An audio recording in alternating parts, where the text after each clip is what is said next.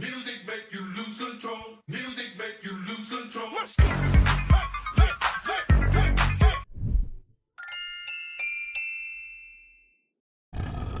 I live again.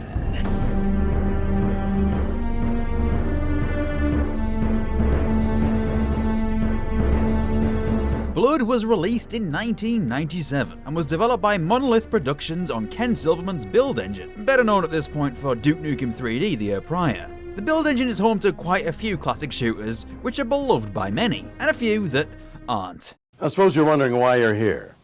It's simple. You're the best. At least I think you are. But let's not get distracted with Mr. Shatner's strange projects. You guys know by now just how much I've wanted to talk about Blood. I've mentioned it several times in the past year alone. I can only tease you so much. It's about time that I finally put this beast to rest, but first, we have to raise it from the grave. Of all the build engine shooters, Blood is far and away the best one in my opinion. It combines gothic horror with fast-paced gunslinging violence and genuinely challenging encounters. Like seriously, Blood is a damn hard game. You might think you're good playing Doom on ultraviolence, but Blood takes this a few steps further. Playing on the medium difficulty is probably like playing on hard for any other shooter. So of course, for this video, I decided to play on a harder difficulty called Well Done. Why? Well, I've beaten it on lightly broiled before, and I like getting my butt kicked sometimes. Look, we've all got our vices. If you are wondering, yes, the difficulty names are based on cooking steak. I like it, it's cute. And these difficulty names say a lot on their own, which is the fact that Blood is just oozing with personality, among other fluids. Build engine shooters weren't any stranger to having a charismatic badass filled the protagonist's role. I mean, you've got Duke Nukem with his macho action hero comedy, and Shadow Warrior's Lo Wang being, well, let's just say a very 90s parody of kung fu movies. But for me, Blood's central character Caleb stands head and shoulders above the rest, because he doesn't just rest on the laurels of stereotypes and movie references. Here's Johnny. Okay, yeah, there are a few movie references, but Caleb is so much more than that as well. Voiced gorgeously by Stephen Waite, Caleb is a vicious and twisted undead gunslinger with a penchant for guns and violence. You may be under the assumption that Caleb is a good guy. He's not. The original release of Blood from 1997 is separated into 4 episodes, which was very much the norm at the time. And to clarify, yeah, I'm using fresh supply for this video.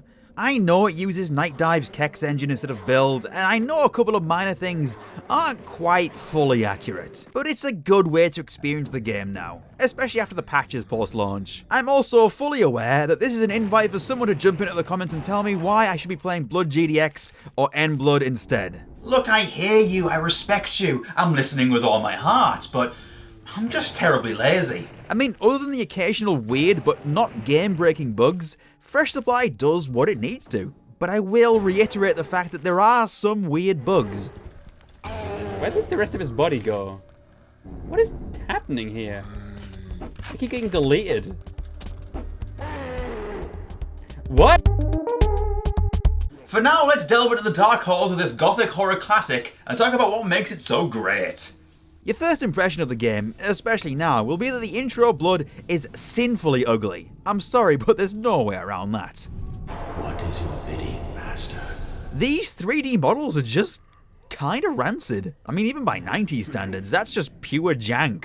This at least means it avoids the uncanny valley of a lot of FMV cutscenes from the time. So there is that. Either way, let's just ignore that for now. What's the story? How do we get from here What is your bidding, master? to here? Okay, so Caleb is a gunslinger from the Old West, and he joins a cult called the Cabal that worships a being known as Chernobog. He is joined by his girlfriend Ophelia, and his friends Ishmael and Gabriel, and they work their way up the ranks to the highest circle of the cult, dubbed the Chosen. For some undisclosed failures, Chernobog turns against his 4 acolytes, setting a host of bizarre and horrifying creatures loose on them, giant gargoyles and spiders among them. Consider my power in a hollow grave. Years later, Caleb rises again, seeking answers and above all, vengeance. I love the way this game starts. Yeah, that intro cutscene is ugly, but the idea of being a spurned cultist gunslinger who decides to go scorched earth on his old colleagues after they betray him? Oh, that's juicy. So yes, Caleb begins by rising from his grave, but he's not the only one doing so. Zombies are also rising up and attacking you. These zombies wield an axe, so sure, they can only damage you with melee attacks. But on top of that, they're also kind of hard to kill. If you don't kill them hard enough, they'll just get back up. The best medicine for this is explosives or a melee attack. And your melee weapon in Blood is actually a pitchfork. I love that. And this is a feeling that persisted throughout my first playthrough of Blood. That feeling of, oh, that's different. And I love that. The first chapter of Blood, The Way of All Flesh, is so good for showing off the game to provoke that reaction. The first level, From Cradle to Grave, takes place at a mortuary, and it has all the mortuary amenities you might expect. Incinerators, graveyards, morgues, playable organs, and rats in the walls. You've got to have rats in the walls. These rats are mostly just an annoyance. They'll do a tiny amount of damage, but they are hard to hit. Just fork them. Literally, fork them. Or blow them up, that works too. So we've got zombies, and we've got rats. What else are we going to face?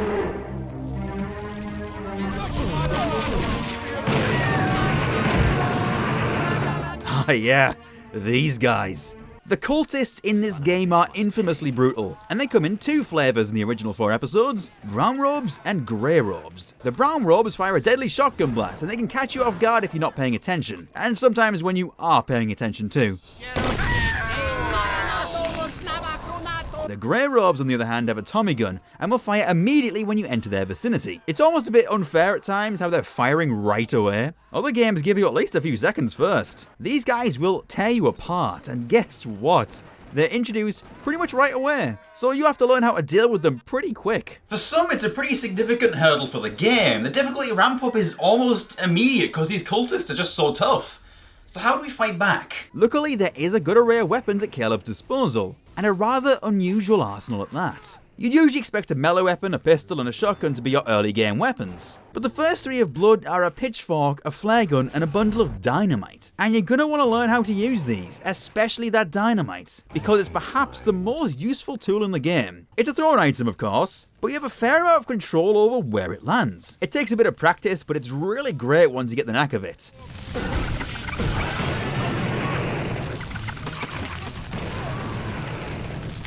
You can throw it pretty close, pretty far, or using the alt fire, let it bounce around a corner and explode on a timer. It's really in your best interest to learn how to use this. And there are also some proximity and remote variants later too. The various uses of dynamite in Blood is probably the most important part of the learning process. Judicious dynamite lobbing is what separates the Calebs from this guy over here.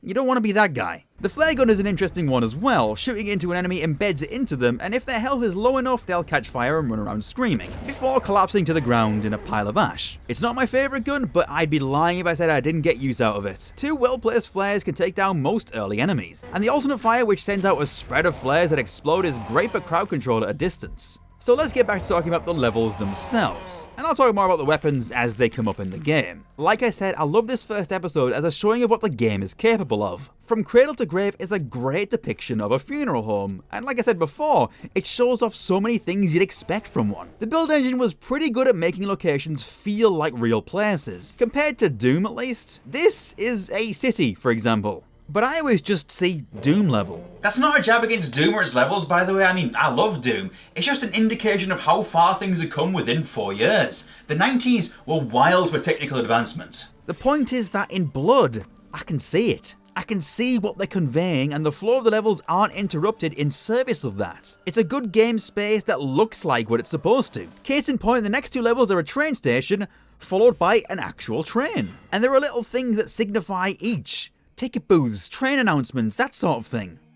And from 666 for Greentown and Milwaukee and Point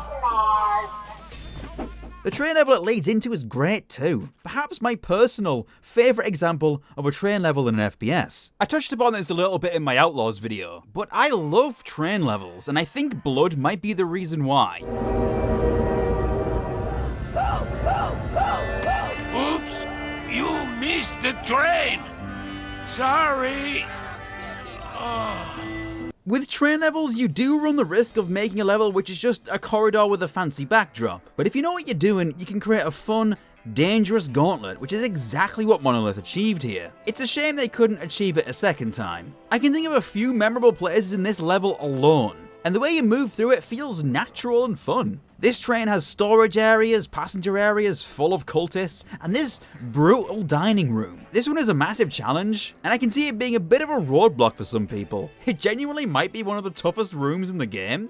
However, you need to consider another important facet of retro shooters: secrets. If you flip a switch in the room and head to the other side, there is a reflection power-up which throws bullets back at enemies. And if you're gonna play on higher difficulties like me, you kind of need to know the location of stuff like this. But secrets in Blood are very abundant, and most are often just found by stopping for a moment and thinking, I wonder what would happen if I pressed this. And this means paying close attention to walls, looking in potentially dangerous areas, and that sort of thing. It appears to be very observant here, though this isn't a thing that Blood pioneered by any stretch of the imagination. Not all of them are like the one in the dining room. I mean, there is a napalm launcher and a false wall at the end of the first level, but like, they're generally pretty fair to find. And there's honestly no shame in consulting a cheeky walkthrough. I won't judge you. I want to add that the third level ends with you crashing the train into a carnival, which is absolutely fantastic. But not just any carnival. This level is titled Dark Carnival, not to be confused with Left 4 Dead's Dark Carnival. But if there's one thing those two share, it's creating a fun, interactive circus to mess around with. There's no gnome though. For me, this is one of the first levels I think of when I think of Blood. It's genuinely iconic to me, like E1 M1 levels of iconic. From recreating little carnival games to this spooky guy going, I just adore it. How can you not love this? The level of interactivity in Blood and other build engine games is one thing that really gave them personality as well. You have these larger than life characters gunning through a world, commenting on things and spouting one-liners. Like Caleb can comment on stuff and make dorky references too. Nevermore. Out, damn spot. There are even references to other shooters in here.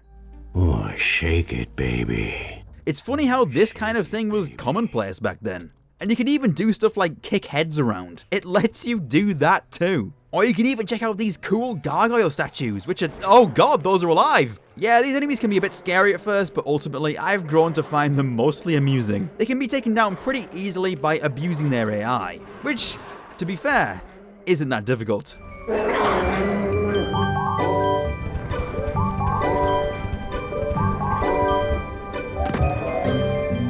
I don't know if this is purely a thing with fresh supply or if they were always a little bit broken, but it definitely dampens their impact here. The last few levels of episode 1 are where things really kick up a notch. If you're not struggling by this point, you might start here. Hallowed Grounds and the Great Temple take you to this, well, temple, which the cult have overrun. It's full of tricks and traps, and man, the cultists at this point just feel brutal. You will be dying a lot more, though the likelihood is you'll have added a couple things to your arsenal. A shotgun, which is a very fast-firing burst of power that always comes in handy. Plus you can use the alt fire to unload both barrels at once, which can instantly blast a zombie's head off. It is so satisfying. You've also got the Tommy gun, which the Grey cultists have, and you can use that to similarly devastating effect. I especially love the right click, which is a dedicated spray and pray button.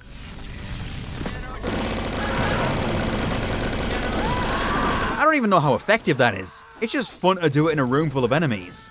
Especially if you find the Akimbo power-up, which doubles your output. You might also have the napalm launcher, which is a rocket launcher, but it also burns stuff. And it has an alt fire that does a bouncy thing too.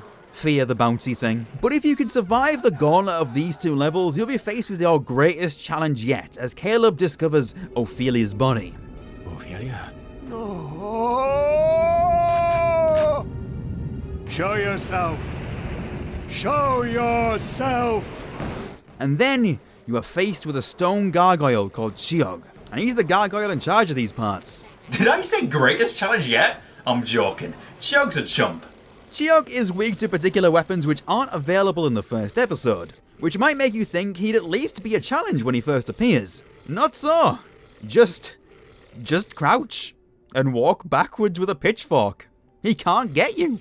He physically can't get you. This boy can't even bend down 2 feet to grab an angry little stabby goth. Who would win? Chiog, king of the gargoyles, or one crouching boy. Pathetic.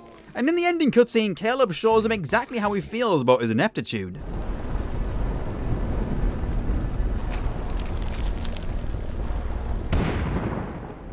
And that is Blood Episode 1, The Way of All Flesh. And if the title of this episode doesn't make sense to you now, let me clear it up for you. Everything you love will one day wither and die. It's a great introduction to Blood and it shows off the mechanics and world super well. I think the difficulty spike is appropriate, and it kind of helps you to understand if you're playing at the right level pretty quickly. It depicts some great spooky environments and it's frankly iconic. I've played through episode 1 God knows how many times now, and it never gets old for me. So how about episode 2? Even Death May Die. Oh my god, it's such an edgy title, I love it. Even Death May Die details Caleb's journey into a snowy glacier to track down Shial, the spider that took his friend Gabriel in the intro. The first level, Shipwrecked, is very much what it says in the tin. There's a ship, and it's wrecked. You're going to need a bigger boat. You might also be the one getting wrecked, because Blood doesn't let up. It doesn't ease you back in. It's cultists. It's all cultists. Okay, maybe not all cultists. We do meet these handsome fellows for the first time here, gill beasts. These are bipedal shark mutant things which are pretty fast in water and absolutely useless on land. They just walk at you and make loud noises.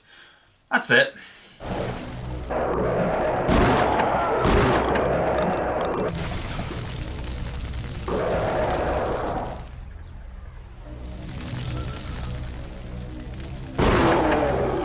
Otherwise, they're just not a threat. I think I got killed by one once in my playthrough for this video. Even in water, it's not too tricky to just run circles around them. So I guess let's talk about the power-ups for a bit, because I didn't really mention these in the last episode. Blood has a few, some of which are pretty much expected for the genre. You've got invulnerability and invisibility, but Doom had its own versions of those. Granted, Doom's invisibility just makes the enemies less accurate. In Blood, they actually can't see you at all, and don't care if you blow up their friends in front of them. In other words, it's very powerful. Then you have reflective shots, which I mentioned earlier, and throws physical attacks and bullets back at enemies, but ignores flames and spirit attacks apparently. I didn't find that out while playing, but that's what the wiki says, so. Honestly, it rarely comes up against anything that does either of those kinds of damage, so that might as well not matter anyway. Guns Akimbo is one I also mentioned earlier, doubling any gun you have, and this includes the napalm launcher. I will clarify that it is guns only, so no double dynamite or pitchfork. And then there's my favourite power-up, the Life Seed. It's not necessarily my favourite for what it does, I mean it just gives you an extra 100 health, which don't get me wrong, is handy. But personally, I enjoy it more for how it looks. It's supposed to be a blinking monster eye, but I just see it as a big nut, which is why I refer to it as the life nut. But I probably shouldn't do that. I shouldn't do that. Alternatively, you have some active items as well, standard stuff. A health pack, a diving suit for breathing underwater, and jump boots. Jump boots make you jump like Monkey. Very fun. I like being Monkey. Oh right, yeah, there's also Beast Vision. I pretty much never use Beast Vision and always forget what it does. It lights up enemies apparently. I've never really needed it. Maybe it was better in early versions with lower resolutions, but for fresh supply, I don't really think it's needed. Active items can be used at any time, but do have a limited charge to them. This does mean though that for the jump boots, you can just flip it on, jump, and immediately flip it off. Oh hell yeah! Permanent monkey mode! Anything else item-wise? Well, I suppose I could talk about armor. Blood handles armor in a slightly unusual way, at least by retro FPS standards, as you have 3 different avenues of damage. I mentioned these with reflective shots before. Basic, fire, and spirit. Basic is physical attacks and bullets. Fire is explosions and, well, fire. And spirit is energy and spiritual attacks. Ooh. But you essentially have different armor types for each of these. It's one thing that's handy to remember because with a bit of explosive resistance, you can risk a nearby stack of dynamite, for example. It's important to learn which enemies respond best to which attack. For instance, once you get weapons with more magical properties like the Voodoo Doll and the Tesla gun, gargoyles go down really quickly. As for other pickups, well, you may be wondering how Caleb even heals beyond the usable medkits. Every now and then, a beating heart will drop from a dead enemy, and Caleb eats it. He literally eats the hearts of his dead enemies to heal. And if you don't think that's the coolest goddamn thing ever, then I don't know what to tell you. We just can't be friends, I guess. Anyway, back to talking about episode 2. I think the game really hits its stride here. the boat in the ice, the small industrial area leading into a hedge maze, which then leads into the overlooked hotel. Yeah, they're not exactly subtle with the references, but why the hell should they be? Here's Johnny. I'm just sad that they didn't use the overlooked carpet pattern anywhere. It's a perfect opportunity for that. I mean, if TF2 can have it as a weapon skin, why couldn't it have been in a game from 1997? This episode also introduces a number of other new enemies and weapons, as you might expect. I mentioned the Voodoo Doll before, and that one appears for the first time here. It's pretty self-explanatory. You jam a needle into the doll to do mystical damage. However, if you don't hit your target, Caleb jabs the needle into his thumb and you take 1 point of damage yourself instead. It's so incredibly neat and unique, and I haven't seen anything else like it before or since playing Blood. You also get the spray can, which combined with the lighter is basically a flamethrower. More fire-based attacks is handy for dealing with new enemies like spiders, the bloated butchers, and the little hands that choke you. None of which feel like that much of a threat though. Annoying? Maybe. But a threat? Absolutely not. However, they do each have unique effects which can throw you off if combined with other attacks. But alone, they aren't that much of a problem. The butchers especially feel like, dead weights. No pun intended. Again, this may be a fresh supply problem, but sometimes you just stand there. What are you doing? He's just standing there, menacingly! I do think one of the weirdest things about Blood is that the enemies introduced later on really aren't that tough. No, this game introduces its archvile in like the first couple of levels, and then you see him constantly until the end of the game. There is no enemy you'll hate more than these grey-robed bastards. Not the butchers, not the hands, not even the spooky spiders. No regular enemy introduced is remotely as deadly as the greys. But that's Blood's enemies for you. There is no frying pan. There is only fire. Yeah, I just want to correct you on something. Oh, good. The grey-robed guys aren't called cultists. Only the brown ones are. The grey ones are called fanatics. Where'd you learn that one? The wiki. Oh. Okay. So, you gonna refer to them properly now? No.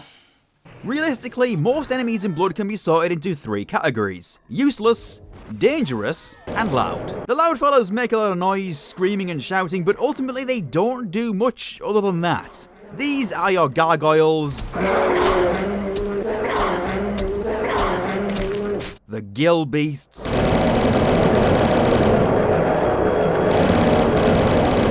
and one I've neglected to mention, the Phantasms.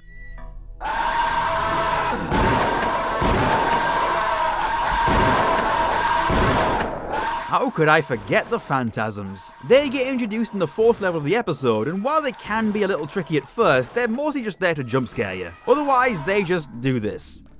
I don't know why they do that. They're the ones that scream the moment you turn a corner. Case in point, anytime I stream this game. The kid in hat. Oh, god damn it! Oh, you can open doors! No! Useless enemies are ones I categorize as just not really doing anything, like the Butcher. And the dangerous ones are ones which can actually kill you. You can kind of make this into like a 3-way spectrum actually. And if I had to place the enemies so far, it'd look like this. Anyhow, the run of levels in episode 2 is incredibly solid, not just for building an ongoing adventure through snowy glaciers, hedge mazes, spooky manors and underground caves, but also weaving that through the gameplay. I feel like whenever I do a playthrough of Blood, the first episode is a little bit of a hurdle in getting used to the game again, but by episode 2 you're figuring out the movement, the weapons and the power-ups and just how they blend together to your advantage. Like using the jump boots to get vantage points, maneuvering past the zombies to gather them up in a cluster and then blow them up. It gets to the point where it moves from being a horror game to you being the horror itself, and I absolutely love that. You aren't trapped in a room with a bunch of monsters, they're trapped in a room with you. And when Blood clicks, it clicks hard. It doesn't mean the difficulty lets up necessarily, there are going to be some challenging encounters that absolutely will kill you a lot. But you start to think more creatively, knowing what will happen if you make a certain move or use a certain weapon against a particular enemy. Encounters in Blood aren't necessarily just run and gun, sometimes they can be a puzzle. Like, what do I have and what do I need to deal with this problem? You'll try a bunch of ideas to see what sticks, and it's just a whole bunch of fun to figure out. Anyhow, Even Death May Die ends with a showdown with a giant spider Shial. Okay, if you're on well done or higher like me, it's actually 2 Shials. But you only need to kill one of them to win. Weirdly, as an arachnophobe, the spiders in Blood don't bother me too much as long as they don't get too close. The spiders in Blood are sprites, which I guess eliminates the visualization of the spindly legs chittering towards you, so I guess I'm not looking forward to the voxel guy making them. That said, they do get thrown around a lot with explosives, which can be startling if you throw them towards you, because the big ones are tanky. I bombed the room to hell and back with napalm and they still weren't dead. It just throws them around. It takes almost everything at your disposal to take them down. The ending cutscene of episode 2 is pretty grisly. Caleb finds his dead friend Gabriel cocooned in a spiderweb, so he digs into the corpse and eats his heart. Truly, truly, I say unto you, unless you eat the flesh of the Son of Man and drink his blood, you have no life in you.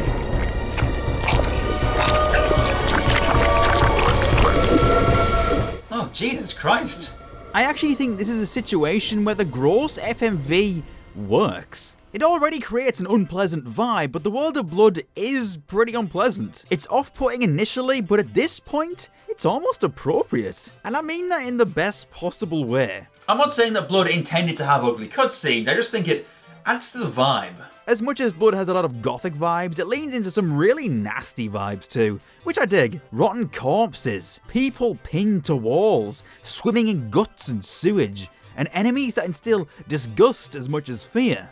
Blood just wouldn't be Blood without all of that. It's such a unique atmosphere for a shooter, and on top of that, have you considered the setting? If asked, what would you say is the setting of Blood? Because it's kind of hard to place. It looks like it could be late 19th century or early 20th, but it could also be a bit later. Having no specific element that dates it as such is an inspired move. There's so much to love about how Blood creates its world. Case in point, episode 3, Farewell to Arms. It's not even that funny. This one takes a more urban slant on Blood, taking Caleb through towns and cities in a literal siege with an overhead bombing run. I mean, the build engine can only take that so far, but it does a great job with the tools it has. This chapter introduces the Hellhound, which breathes fire on you. This would be scary, and they can be a threat, but Blood then gives you the Tesla cannon, which just treads Hellhounds, and this puts them roughly here on the Blood enemy spectrum. The Tesla shreds gargoyles too, and Shiog is just... he's just totally useless now. This episode is also incredibly solid, a good mix of levels. From urban to industrial, this one feels a bit more modern on the whole, bringing in factories and hospitals. But you know what, I like that. Every episode has a fairly distinct voice in what it wants to be. And episode 3 culminates in a showdown with Cerberus himself. And no, you can't pet the dog. Cujo? This incarnation has 2 heads as opposed to the usual 3, which is weird, but I guess it's a somewhat different take. Cerberus is pretty much just a bigger Hellhound, and remember how you have a napalm launcher? Yeah, well, so does he.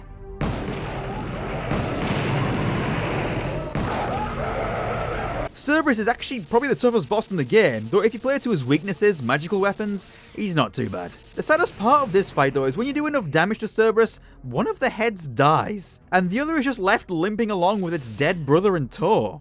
Hey, stop trying to make me feel bad for a dog that can kill me in one hit. Once you take down both heads, Caleb shoves explosives inside him during the end cutscene.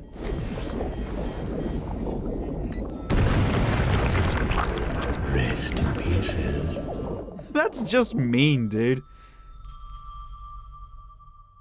You might have noticed that I highlighted Caleb's Cujo reference at the beginning of the battle, and that I noted Caleb's love of horror movie references earlier too. This game is stuffed full of them. Cujo, The Shining, which I mentioned earlier, and there's even a Camp Crystal Lake level in episode 4.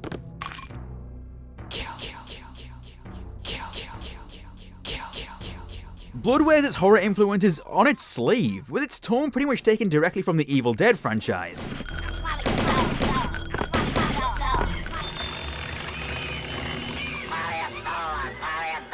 I love how, like Evil Dead, Blood maintains a decently serious plot while having a tremendous amount of fun with itself. And I think it succeeds at that more than the other 2 build engine titans. Not that Duke or Shadow Warrior are trying to be serious, mind you, far from it. But as a result, I think the writing of Blood has perhaps aged a touch better, in more ways than one.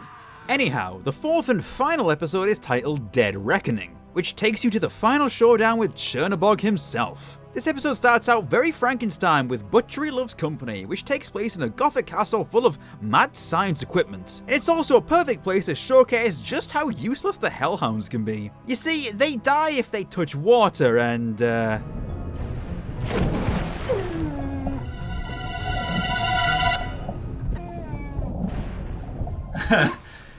yeah.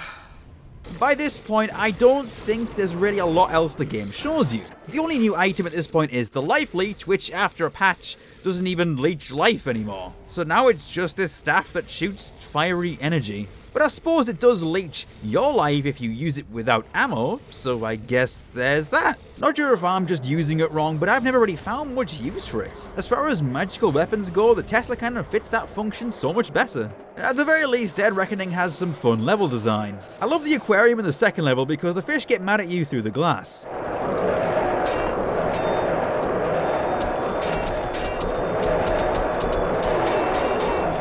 Adorable. Look at them trying to get me. It hates me so much. And I love how there's this sense of finality to these levels, exploring hellish domains with bosses returning to fight you, sometimes more than one at once. I will say that I was kind of surprised at how much shorter these levels felt on a replay. I felt like some of them just kind of ended, more so than some of the other levels in previous episodes. Like I felt like I was just getting into the swing of a really fun level and, oh, it's over. Huh. It's kind of a shame. While these levels look and feel great, it kind of feels like the game runs out of steam a bit at this point. Up until now, it was firing on all cylinders and throwing incredible spectacle after incredible spectacle at you. And what's the last non-boss level we get? Fart room.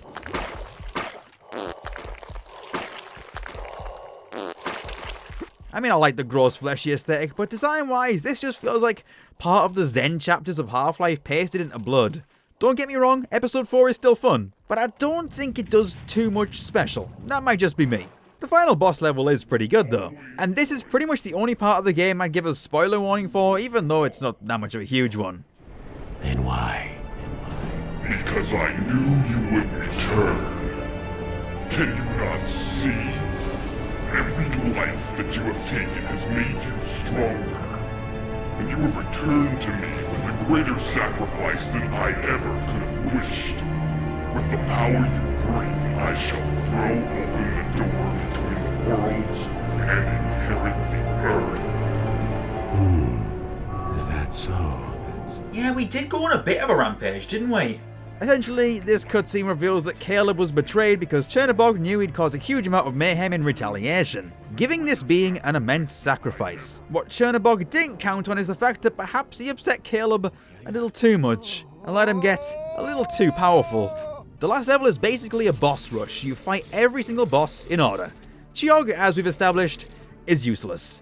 He does nothing. And heck, I fought 2 of him at once in the past 2 levels. This guy just sucks. Shial can be a bit of a bullet sponge, especially as she constantly adds more and more mini-spies to the mix. And heck, I fought 2 of her in episode 2, and 3 of her at once in the Ganglion Depths a couple of levels back. So again, not a huge problem. Cerberus is the big threat here, especially with less cover to work with, but you do get given some jumping boots, which means you can do this.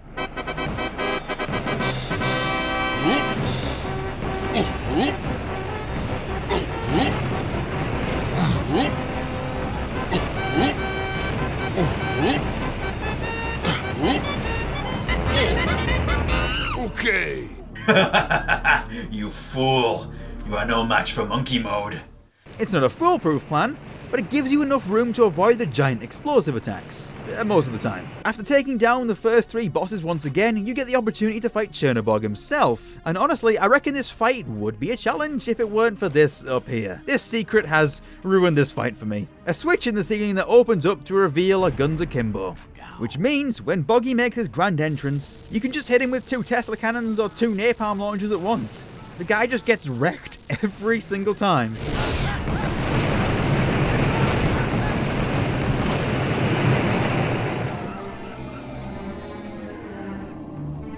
Good, bad, I'm the guy with a gun. So ends Blood. Not so much with a bang, but it's still pretty satisfying, and you may be wondering if Caleb slaying this evil fiend makes him an anti-hero of sorts. Maybe he'll now go down a path of redemption. delivered us from evil, for thine is the kingdom. No, not. He's a bad boy. That's what I love about Caleb. He's only in it for himself. And in his last cutscene, he guns down an innocent bystander and walks off, using the life leech as a cane. Name a more perfect FPS protagonist. I'll wait. So, that's Blood. And what a game this is. While I do feel it flagged a little bit by the ending, the core experience is so good once you get past that first hurdle of difficulty. There's an absolute sweet spot for FPS games, and Blood hits it with pinpoint accuracy, using a bundle of dynamite. Blood can be ruthlessly deadly, but at the same time, so is Caleb. And as I said before, trying to figure out which tools can get you out of a tricky situation, or searching for secrets to give you the upper hand, it's all so satisfying to pull off. Blood gets the first person shooter in ways that many others didn't, and wouldn't for years. It's not just that gothic atmospheres appeal to my low-key goth sensibilities. It's the fact that every little battle needs you to utilize your creativity to figure out how you can bend the environment to your will. Build engine games are mostly all pretty good at that, but I think Blood did it best. Forgive the pun, but Blood is built to last. Some might disagree, but much like the setting of the game, it's just timeless. So is there anything else to discuss? Yeah, there are a couple things. First of all, Blood has a multiplayer mode which I honestly have not experienced myself. I might give it a go somewhere with a group of friends or something, but much like Outlaws, I know it has its fans. I believe Ragnarok's talked about it a bit in his Blood video, so if you want that perspective, I've linked it in the description for you. Also, Ragnar is lovely in general, so please check out his work. Secondly, there are 2 other official episodes of Blood which were released later on, Cryptic Passage and Post-Mortem. Cryptic Passage was a third-party endeavour created by Sunstone, who were responsible for a few other third-party expansions for Build Engine games. Post-Mortem, on the other hand, is by Monolith once again. Perhaps I'll set some time aside to talk about those expansions at some point soon, once I'm feeling like lighting up some dynamite once again. I could also delve into some fan-made episodes at some point if you like, such as Death Wish, which I haven't played yet, but I've heard many good things about. So is there anything else? Something I could be forgetting? Nope, of course not. There's nothing else I could talk about. Repeat after me. Blood 2 is not real. Blood 2 cannot hurt you. We probably are going to have to dissect that beast at some point, aren't we? Damn it. Hello there, thanks for watching this long-awaited video on Blood. Apologies it took longer than expected, but hopefully it was worth the wait. If you're ever wondering how videos are going or want to see progress on my next projects, I post weekly logs on Patreon that go over what I'm doing. Plus, you get to join the fancy list of names over there on the right. I'd much appreciate any support you can give to keep this channel running, but I will of course remind you that this is totally optional. Take care everyone, and I'll see you in a new video very soon.